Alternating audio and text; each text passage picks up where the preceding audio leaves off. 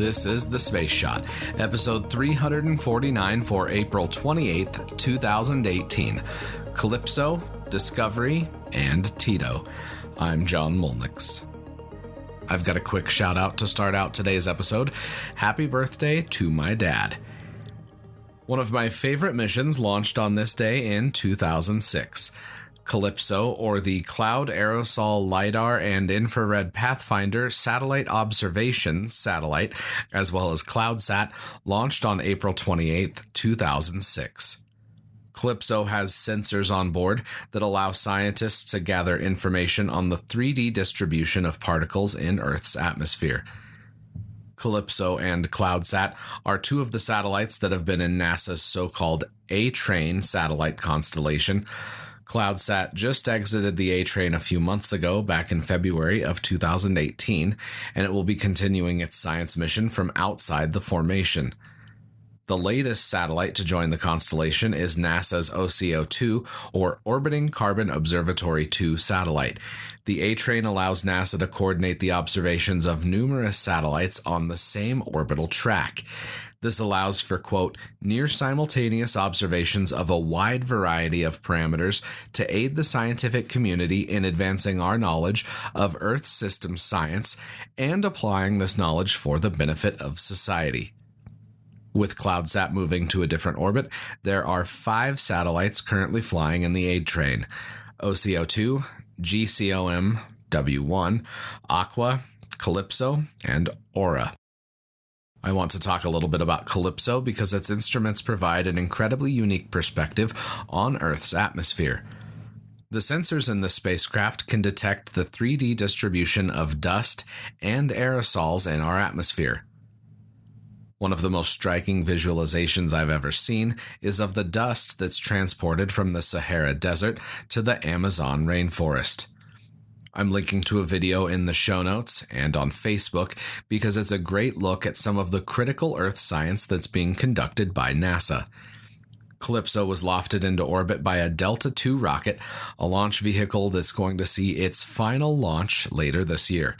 I missed last year's penultimate Delta II launch due to a battery issue that made the launch date slip, so I'm working on ensuring I don't miss the launch later this fall. The next piece of space history is a Space Shuttle Discovery flight. STS-39 lifted off on April 28, 1991. This mission was for the Department of Defense, but unlike a lot of flights, this mission was unclassified. The primary objective of Discovery's mission was to collect data in the infrared, visible, and ultraviolet spectra on orbiter plumes from the orbital maneuvering system to the reaction control systems on the shuttle. Discovery was carrying the IBSS, or Infrared Background Signature Survey, in its payload, along with some other scientific payloads as well. This instrument collected information on the infrared, ultraviolet, and visible data that was used for the development of ballistic missile defense sensor systems.